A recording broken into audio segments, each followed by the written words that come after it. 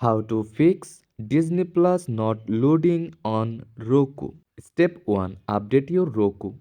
Go to Settings, then select System. System Update to check for any available updates. Updating your Roku can resolve compatibility issues. Step 2. Clear cache. Clear the cache by pressing Home 5 times. Up once, rewind, twitch, and fast forward twitch on your remote. This will restart your Roku and clear the cache. Step 3. Check network settings. Ensure your network settings are correct.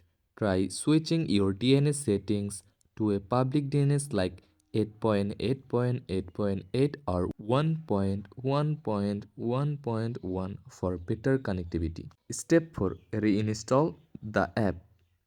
Uninstall Disney Plus, restart your Roku and then uninstall the app. This can fix any corrupted files causing the issue. Step 5. Try guest mode. If all else fails, try using guest mode on your Roku. This can sometimes bypass persistent issues. So this is how to fix Disney Plus not loading on Roku.